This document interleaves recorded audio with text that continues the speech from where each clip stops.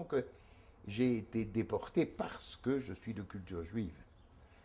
Et alors c'est d'autant plus curieux, c'est que ceux qui ont été déportés de culture juive comme Oui. nous n'étions pas de religion juive, puisque mes parents étaient complètement athées, et je ne me souviens pas d'être allé dans une synagogue avec mes parents quand j'étais petit, je me souviens pas. On ne faisait aucune fête, rien du tout. Et si on m'avait demandé qu'est-ce que t'es, je dis je suis juif, et si on m'avait dit mais qu'est-ce que c'est qu'être juif, je savais pas, parce que justement je n'avais pas le repère. Mhm. Vous voyez la tradition commune avec d'autres qui me permettait de m'identifier à ces autres-là. Voilà. Et mon père était né en Pologne, venu en France avant la guerre de 14. Il a fait d'ailleurs la guerre dans les rangs de l'armée française, comme volontaire. Ma mère est venue de Russie. Elle était née à Kishinev, qui était la Biélorussie, puis qui est devenue la Russie.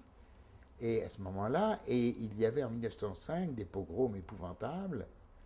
Et je me souviens que maman me racontait qu'ils ont quitté Kishinev au moment où les Juifs étaient, par les Cosaques, plantés avec des grands sabres sur le sol, soit de la terre battue, soit du bois, avec des grands sabres à travers les yeux, comme ça. C'était un pogrom épouvantable. Ils ont tué énormément de gens.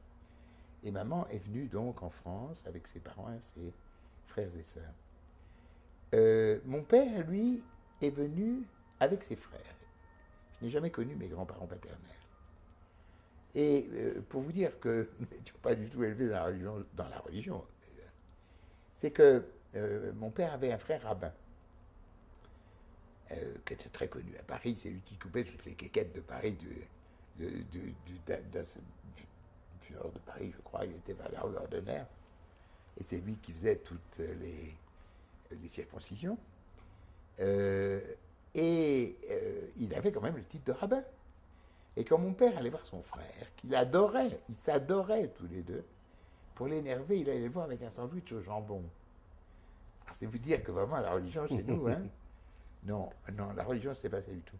On habitait Clermont-Ferrand, on a habité Clermont-Ferrand depuis 1938. D'accord. Moi je suis né à Paris, mais on a habité Clermont-Ferrand en 38 à peu près, ou 37, je ne sais pas très bien. Je m'en souviens plus très bien. Je crois que c'est 38. Et puis, donc, oui, je savais qu'il y avait la guerre. Malheureusement, puisqu'on entendait, mon père était toujours branché sur sa radio, la TSF, comme on disait à l'époque. Et j'en voyais le déroulement et la catastrophe. Mais je n'imaginais pas ce que pouvait être le sort des Juifs d'Allemagne. Je ne le savais pas. Mes parents le savaient sûrement, mais ils ne nous en parlaient pas. Et comme je n'ai jamais souffert, moi, d'antisémitisme directement, moi j'avais des copains, je faisais du scoutisme, j'avais des copains, j'étais en première de lycée. Quand j'étais arrêté, jamais il ne me souvient que un de ceux-là m'ait fait la moindre réflexion concernant ma culture. Vous ne portiez pas l'étoile jaune? Non, on ne la portait pas. Peut-être l'ont-ils porté après, mais je ne crois pas d'ailleurs. Dans la zone dite libre, on ne la portait pas. Et donc, lorsque vous êtes arrêté, c'est donc une stupeur qui vous frappe, qui frappe la famille, ou est-ce que vos parents avaient pris quelques précautions ou... Ah non, mes parents avaient pris des précautions. Mon père était tellement certain, persuadé de n'être jamais arrêté. Tellement.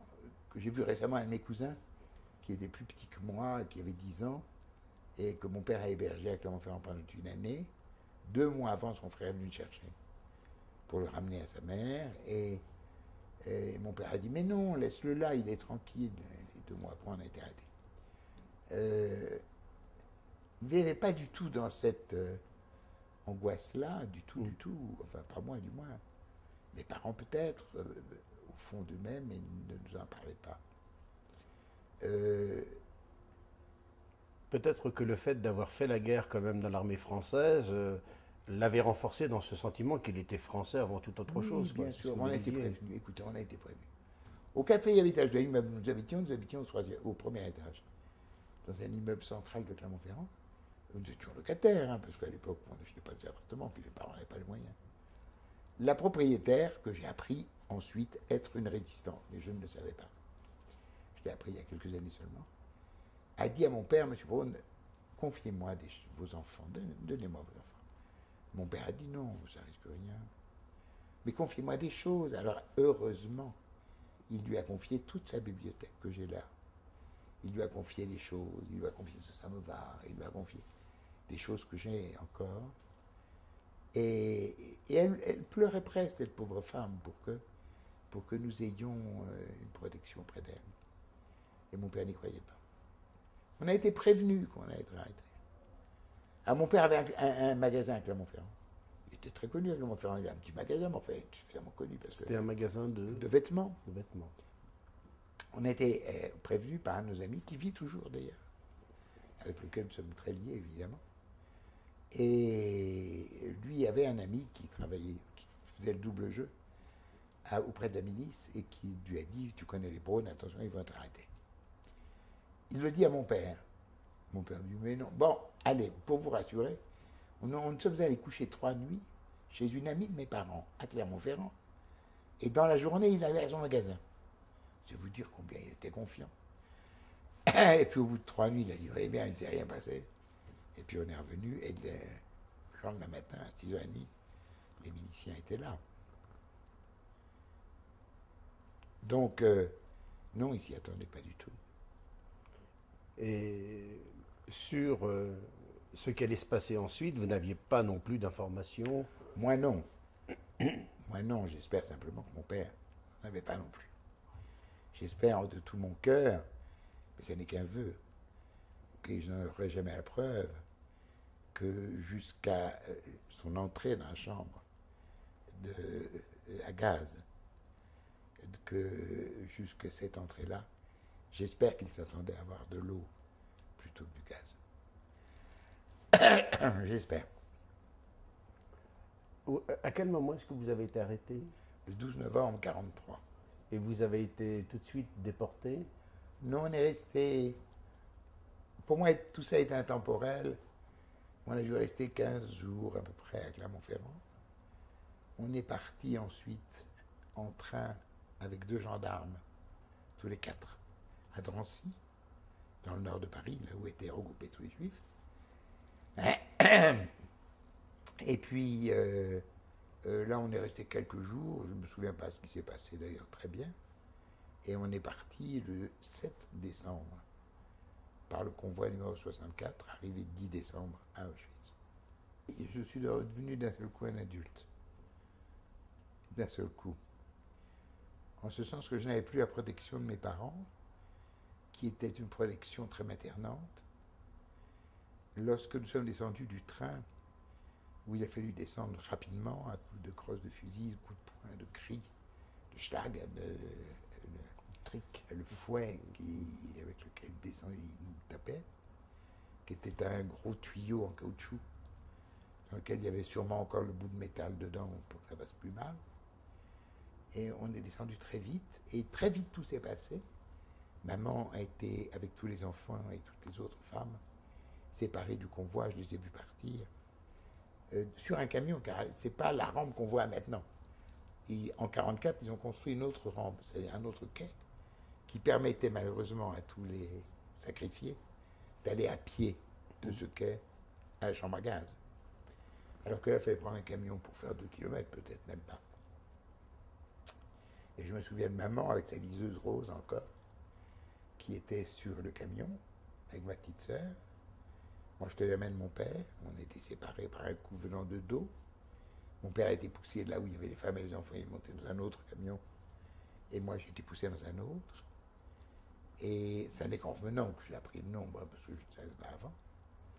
Quand j'ai lu le livre de Klarsfeld, vous savez, sur la déportation des Juifs de France, j'ai appris effectivement que là où il y avait mon père, ma mère, ma petite sœur, ils étaient 760 personnes qui ont été assassinées tout de suite, évidemment, dans les chambres à gaz.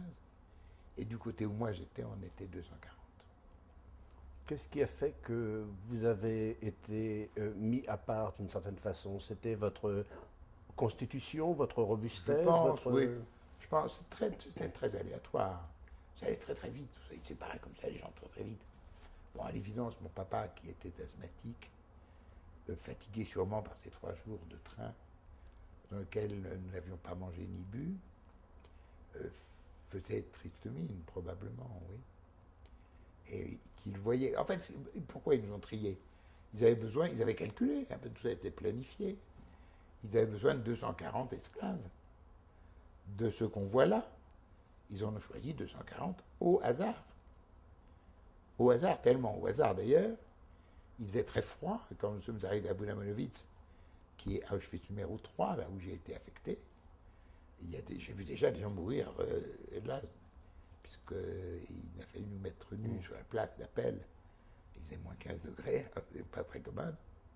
Et j'en ai vu mourir là tout de suite. Moi, je me suis réfugié dans la schizophrénie, comme on dit, c'est-à-dire que je me suis réfugié dans l'imaginaire et je crée mon monde, c'est-à-dire que j'étais dans un autre monde que le camp de concentration. Je peux presque dire que ça a été ma façon de m'évader, presque, de ce camp, puisque j'allais dans une autre réalité, mais une réalité qui était imaginaire, une réalité que j'avais formée de toutes pièces, que j'avais construite et que je construisais en permanence. Je me racontais toujours des histoires. Et vous savez que quand on se raconte des histoires et qu'on est au sein de cette histoire, on est toujours le héros de l'histoire, hein, bien sûr. Sauf d'être masochiste, mais j'avais trop de raisons à l'intérieur du camp de souffrir pour ne pas avoir besoin de souffrir aussi dans mon imaginaire. Ce qui fait que cet imaginaire-là, cette schizophrénie-là, dans lequel je me suis réfugié complètement, me donnait un monde irréel, tel, mais c'est incroyable, vous savez, tel que quand j'avais très faim, ce qui m'arrivait évidemment plus souvent qu'à mon heure, je rêvais, éveillé, hein, le rêve diurne, que je mangeais du café au lait pain beurre ou du hachis parmentier, parce que ma mère le faisait bien, et que tellement je le mangeais avec réalité, alors qu'il n'était que dans mon songe, il soulageait ma faim. C'est étonnant, la force que les êtres humains peuvent avoir. C'était plus fort que même l'envie de vivre. À partir du moment où vous dites que j'ai envie de vivre, c'est que vous avez la possibilité de ne pas vivre, puisque vous avez envie de quelque chose que vous n'avez pas. Moi, ce n'est pas le cas. Moi, j'étais persuadé de vivre. Moi, j'ai été habité par l'espérance. Cette espérance extrêmement forte qui ne m'a jamais quitté, sauf le dernier jour. Et cette espérance était telle que j'étais convaincu de vivre. Donc, c'est même pas espérer, vous voyez, c'est même pas l'envie, c'était la conviction. C'est étonnant, à la limite, c'est de la folie, quoi, parce que d'être dans ces circonstances-là et d'avoir néanmoins ce sentiment-là, ça frôle la dinguerie. Alors, évidemment, ça n'a pas suffi pour survivre dans cet enfer-là. Moi, je crois qu'il y a eu la chance aussi, il y a un paramètre chance, parce que j'aurais pu recevoir un coup de revolver, je l'ai pas reçu, d'autres à côté de moi l'ont reçu. C'est un coup de pause, hein. J'aurais pu mourir sous les coups, je ne suis pas mort.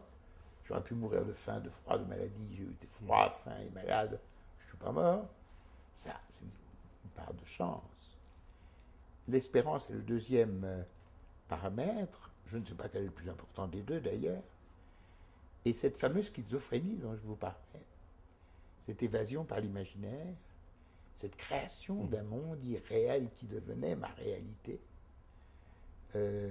était sûrement un paramètre important. On est parti le 10, moi je crois que c'était le 17 janvier, puis en fait, comme je n'avais pas de date, évidemment, on n'avait pas trop perdre de date, je me suis trompé, c'est le 18 janvier. 1945. 45. Et vous avez à ce moment-là vécu ce que l'on appelle les marches de la mort. Oui, jusqu'au début mai 1945. Oui, donc pendant... près de 4 mois. 4 mois. Est-ce que vous pouvez nous dire en quelques mots ce qu'ont été ces marches de la mort? Alors, je le dirai par un mot seul, et ensuite je Je vous l'expliquerai. Ça a été la folie. Ça a été la folie et ça a été... On ne peut même pas dire que ça frôlait la barbarie, c'était pire que ça. C'était vraiment la folie. Quand nous sommes quittés, quand nous avons quitté Buna-Monowitz, C'était simplement, pardon, parce que les nazis ne voulaient pas laisser de témoignages. Moi, j'ai une autre hypothèse que ça. Car s'ils n'avaient pas voulu laisser de témoignages, ils nous tuaient tous. Hein, oui. Ils tuaient tout. Hein. Or, il y a eu certains camps où ils ont tué tout le monde. Non, moi, je pense que... Mais je ne suis pas historien, donc peut-être que je me trompe. Moi, je pense qu'ils croyaient en cette vertu de l'arme, la fameuse arme secrète dont ils attendaient, et qu'ils auraient, à ce moment-là, besoin d'esclaves pour reconstruire l'Allemagne. Je crois, c'est la seule logique. Oui. Donc je crois que la marche de la mort, c'était de la folie pure. Au début, certains ont reconstitué, parce qu'il y a eu des grandes migrations. Hein, on n'a pas tous, nous ne sommes pas tous allés au même endroit. Mais la première fois, on a marché près de 60 km. Alors quand vous pensez qu'on marchait avec des galoches,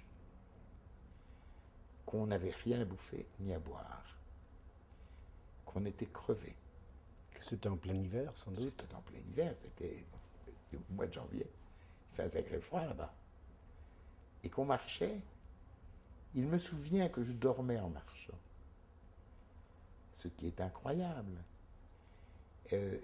C'est-à-dire qu'on est tellement serrés les uns les autres. Vous savez, quand il y a une cohorte de plusieurs milliers de gens, c'est un petit peu comme quand il y a un embouteillage monstre. Vous avez les voitures qui partent un peu en accordéon, vous savez. Ils partent, puis les autres s'arrêtent, enfin bon, c'est comme ça. Hein. Eh bien, quand vous avez cette corde de gens qui marchaient, c'est aussi comme ça. Et à un certain moment, on se retrouvait coincés entre celui qui nous poussait derrière et celui qui s'était arrêté devant. Et là, je me vois très très bien dormir. Une fraction de seconde, bien sûr. Ma tête tombait comme ça, je n'en pouvais plus, sur l'épaule de celui qui me précédait. Le fait de tomber, ça me réveillait. J'avais perdu conscience une fraction de seconde, puis ça recommençait. Et c'était extrêmement curieux comme sensation. Et c'était horrible parce que tous ceux qui ne pouvaient pas... On était encadrés par les SS, les capots et les chiens. Tous ceux qui ne pouvaient pas marcher étaient tués par les SS. Ou morts par les chiens, mais surtout tués par les SS d'un coup de revolver. Et laissés sur le bord de la route. Et c'est justement le fait que tous ces cadavres qui ont jalonné pratiquement notre chemin a permis aux historiens de reconstituer ces grandes migrations. Il y en a qui sont allés vers Buchenwald, moi je suis allé dans un autre lieu. Et c'était horrible. Pendant 4 mois, on n'a pratiquement pas mangé. On mangeait l'herbe des prés, quand les SS nous aiment s'arrêter dans un pré. On mangeait la neige. Et vous savez que la neige, ça ne désaltère pas, même quand on a soif. Et on mangeait quand même, enfin me concernant, et on mangeait l'herbe. Vous avez fait plusieurs centaines de kilomètres durant ces 4 mois. Je ne sais pas, mais ça je ne puis pas dire. On a fait beaucoup en tout cas. Mais on n'a pas fait que marcher. À un certain moment, on s'est retrouvé même sur des trains.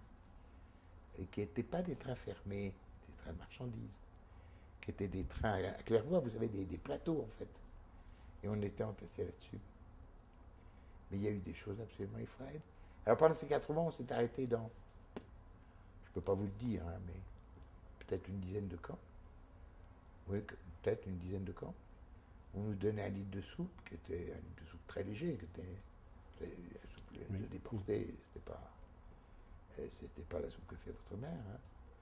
Et puis on partait. Donc c'est vrai que je peux dire en gros que pendant ces 4 mois, on n'a pas mangé, quoi.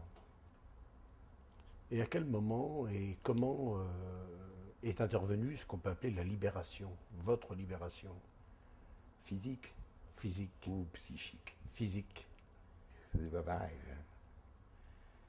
Mais mon intervention physique a eu lieu dans des conditions romanesques qui sont incroyables, qui sont au point tellement incroyables qu'il m'arrive d'en douter. Si je n'avais pas écrit cet épisode-là, quelques années après ma libération. Et si je n'avais pas ce texte, auquel je me réfère parfois pour me dire mais c'est vrai ou pas, parce que c'est incroyable. On était sur ces wagons auxquels il est arrivé des choses épouvantables. Je vais vous citer un exemple particulier. À un certain moment, les SS, le train était arrêté dans un champ où on était gardé évidemment par les SS, impossible de partir. J'étais tellement malade en plus que n'était pas possible de partir. Et ils étaient bourrés à mort. C'était des jeunes à ce moment-là qui remplaçaient mais complètement ivres. Et puis ils sont arrivés, le hasard a voulu qu'ils tombent sur mon wagon. Ils nous ont fait descendre et ils nous ont fait faire de la gymnastique. Des pompes. On était, une soixantaine à être descendus à peu près. À peu près, oui, j'estime ça comme ça, à peu près une soixantaine. Et tous ceux qui les faisaient mal étaient tués. C'était le soir. Et je vois encore le tracé des balles, car ça laisse un tracé, ces balles qu'ils nous envoyaient, ça laisse comme une langue de feu, vous savez. Et puis, pof, ça tombait sur le type d'à côté. C'est là où, justement, j'ai eu la chance que ça ne tombe pas sur moi. Je les faisais pas mieux que les autres. Comment j'ai réussi à faire des pompes? Alors, j'avais le typhus, que j'étais malade, que j'étais très maigre et très fatigué. Je ne sais pas, c'est là aussi où j'ai eu cette chance, n'est-ce pas? Et c'est horrible, j'en ai tué une quinzaine, comme ça. Et puis à un certain moment, il a fallu creuser un grand trou pour mettre tous nos compagnons là-dedans. Et il y avait un jeune qui a creusé avec nous, parce qu'on était bien obligés. Enfin, je l'estime jeune, on avait tous le même âge, mais le même visage, plutôt. L'âge est difficile à donner. Et lorsqu'on était à côté des SS, il fallait faire Mutzenab, c'est-à-dire enlever le béret. Oui. Comme si on était devant les Romains, à peu près. Et puis, lui, il ne l'avait pas fait. Alors, ils l'ont fait mettre debout, devant le trou, qui allait être un charnier. Ils ont épaulé, ils l'ont tué. Et lui a regardé la balle venir. C'était de la folie pure. Ça dépasse même la barbarie. Parce que, je vais vous dire, la barbarie, j'imagine, que les barbares trouvent de la joie à accomplir leur acte de barbarie. Comme une espèce de satisfaction à accomplir, comme une espèce de plénitude, comme une espèce de, pas de plénitude, moi, c'est pas bon, une espèce de jouissance, voilà, disons. Hein. Je crois que les barbares vrais ont de la jouissance. Alors que là, pas du tout. Je crois qu'ils nous tuaient par indifférence. Donc on était sur ce wagon-là. Et puis à un certain moment, on arrive dans une gare et j'entends dans toutes les langues que les malades descendent. C'était les SS qui passaient sur le quai de la gare et qui ont dit ça. Et moi, c'est vrai que j'en pouvais plus. Et c'est la seule fois où j'ai perdu l'espérance. C'est la seule fois où je me suis dit, bon, allez, stop, ça va, ça suffit, il y en a marre. Je ne me suis pas dit comme ça, bien sûr, hein, mais ça voulait dire ça. J'ai donc demandé à ceux qui étaient avec moi de m'aider à descendre. Ils l'ont fait pas très délicatement. Ils m'ont un peu jeté sur le quai comme ça. Et puis, on était une centaine, peut-être, j'estime comme ça, 90 ans, à être descendus de ce long train, très long train. Puis le train est reparti, et les SS ont enlevé leurs uniformes.